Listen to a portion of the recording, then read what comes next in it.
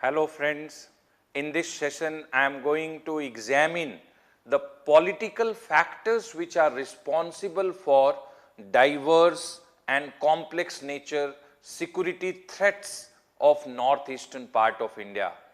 I will be explaining to all of you that how the political situation in the northeast, politics of northeast can also be held responsible for very diverse nature security challenges which are there in this region.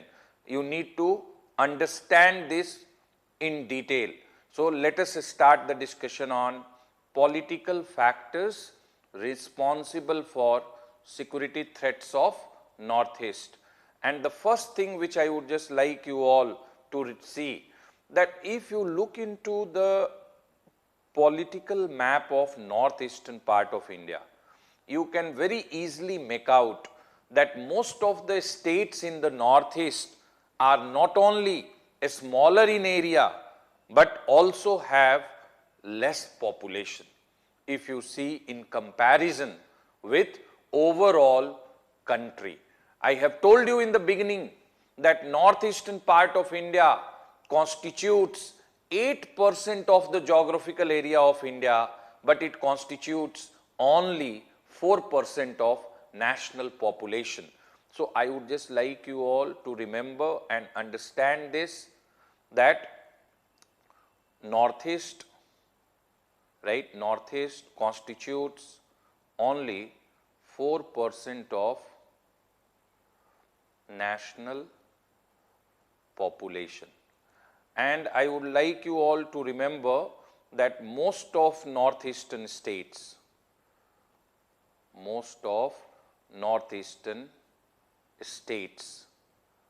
they are smaller in area and with a small size of population, less population, and because of a small size of population, their representation in parliament is low. Okay, because in India the representation in parliament,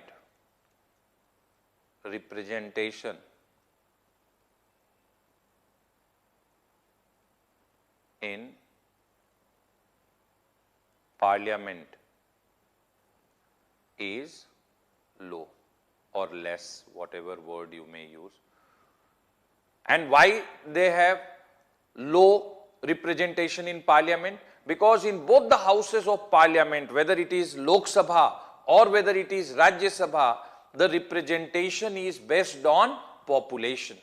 Let me just tell you on factual note that in lower house of parliament presently, Lok Sabha, presently 543 members are elected.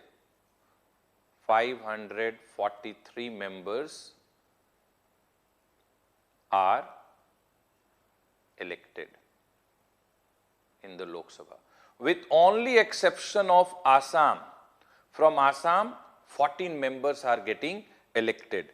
Otherwise, if you see Tripura, Manipur, Meghalaya,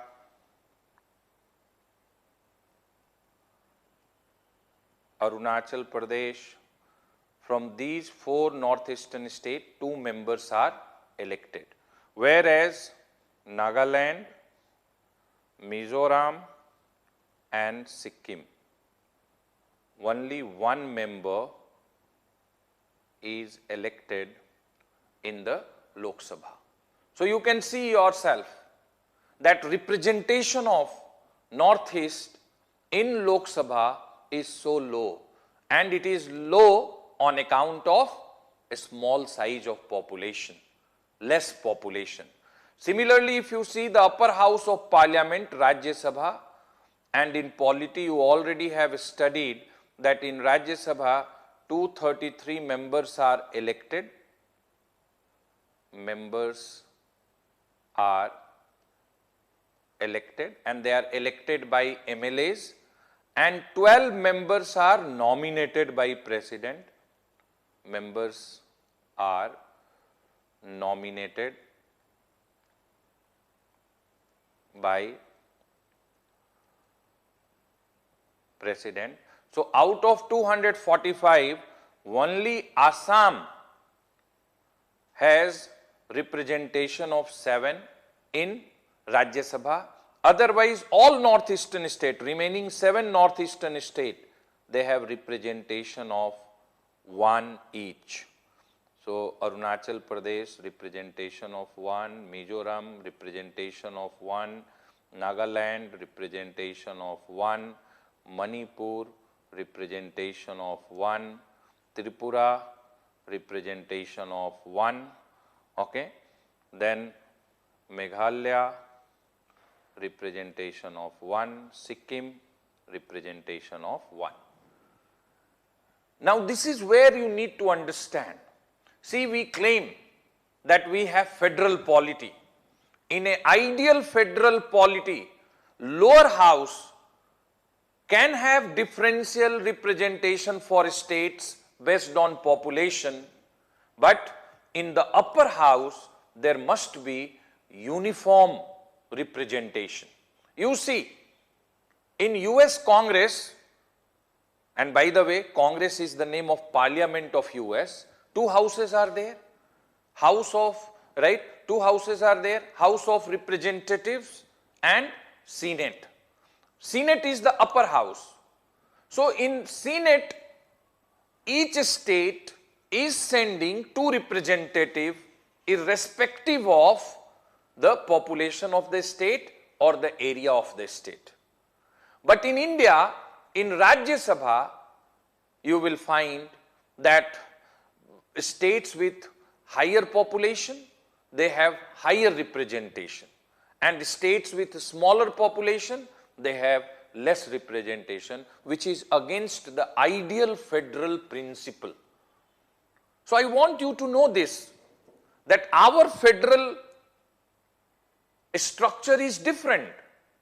And sad part of the story, I would say, that even in Rajya Sabha, differential representation to states based on population is against the cardinal principle of federal polity. In a federal polity, at least in upper house, there must be 1 house at union level, at central level, in which equal representation should be given to all states. But both in Lok Sabha as well as in Rajya Sabha, we have differential representation for states, and that is based on population.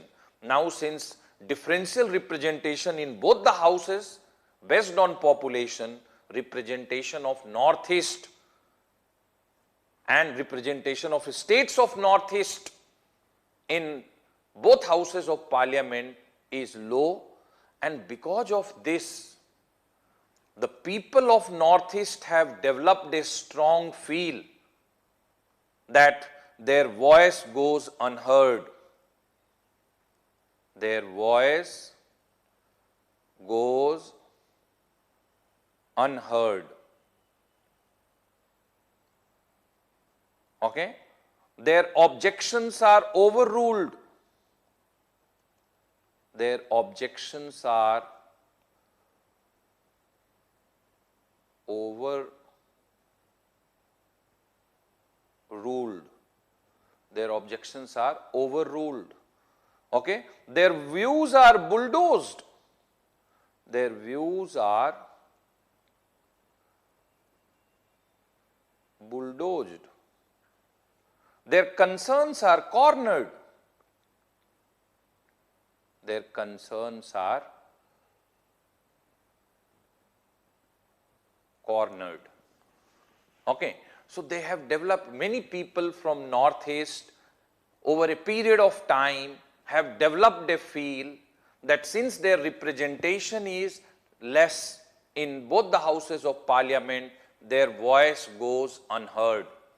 Their views are bulldozed. Their objections are overruled. their concerns are cornered. And this has been one of the reasons why insurgency is there in the Northeast. They have even seen that if democratically they will demand something in the parliament, it will go unheard. But if they cause violence, then center will come forward for talks. So this is one very important factor responsible for the security threats which we are finding in the northeastern part of India. And this is the reason why many feels that federal polity of India must undergo amendments and changes. And one of the amendment which we should and we must do, that at least in Rajya Sabha, we should ensure that equal representation for states. It is known as Council of States. Rajya Sabha is known as Council of States. So in this house, there must be equal representation for states irrespective of the population or area of the state. So people of Northeast, political parties of Northeast, other stakeholders from Northeast over a period of time have developed a feel that because of less number, because of less representation in both houses of parliament, their voice goes unheard, their objections are overruled, their views are bulldozed, their concerns are cornered. And if we say, if the people from rest of India or the other members of parliament, if they are saying, no, this is not correct, then they are asking some questions for which there is no answer. Now, what questions they are asking? That, okay, why is it so that they are asking the question that why is it so that MISA was enacted, Maintenance of Internal Security Act was enacted in 71, but when when it was reported abuse of MISA was repealed in 77. Okay, so MISA was enacted in 1971, but it was repealed in 1977. Okay, so enacted in 71, repealed in 77. And why it was repealed? Because during national emergency, the country saw abuse of this special law. Okay, similarly, TADA was enacted in 1985 and TADA was repealed in 95. When the abuse of TADA was reported from many parts of India, Maharashtra, right, and many parts, it was repealed. Similarly, POTA was enacted, Prevention of Terrorist Activity Act was enacted in 2002, but it was repealed in 2004. Okay, so enacted in 2002, repealed in 2004. But they are asking that AFSPA, Armed Forces Special Power Act, was enacted in 1958 and till now it has not been repealed, despite that continuously they are saying that there is abuse of power by security forces under AFSPA. Now we are telling them that, see, and when I say we are telling, means central government is telling them that, see, there is insurgency in your region, there is underground movements in your region, and this is the reason why the situation is not allowing us to withdraw AFSPA. Earlier they used to accept this, but today people of Northeast and people of world, they are living in the era of social media, electronic media. They know what is happening in which part of the world. So they are asking question that if you see the intensity of violence, bloodshed or killing, it is less in comparison with left-wing extremism. So if it is less in comparison with left-wing extremism, why not APSPA, Armed Forces Special Power Act, was imposed in Chhattisgarh, Jharkhand, Madhya Pradesh, Bihar, West Bengal? Then there is no answer. Okay, then there is no answer. We used to say that, left-wing extremism is definitely a law and order problem, a security threat, but there is some social angle. So they are asking some questions for which there is no answer. And only thing which people can conclude that since they are less in number, their representation is less, and this is why they have been, their voice has been suppressed or their voice has gone unheard. They are even asking question that why 73 years after independence, capital of northeastern states are not connected with road and connected with railways. So earlier we used to tell them, again I am telling, when I say we, meaning central government used to tell them that see, the geography of your region is not supportive of infrastructural development, and they used to accept. But today they are not accepting this because they can see Konkan Railway. Through Western Ghats, we have, constructed Konkan Railway in India.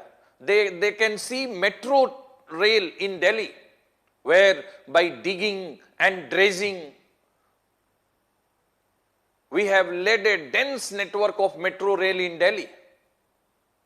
They can see the sea link in Maharashtra, Mumbai.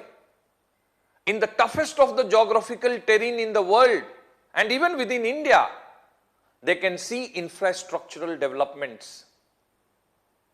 And if they are finding it missing in their region, they feel no, right? No, it's not, right? It's not that the geography is to be blamed, but lack of political will of the Prime Minister, the ministers, the different governments is to be blamed.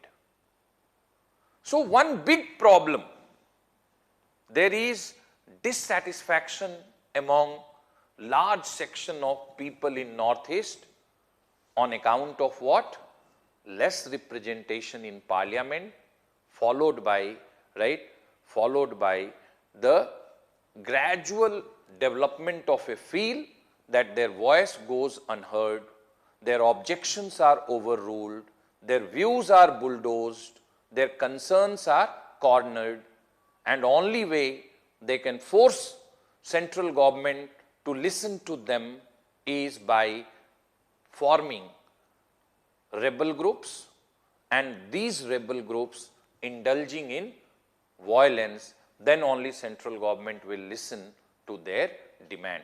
So this has been one of the important political factors responsible for security threats.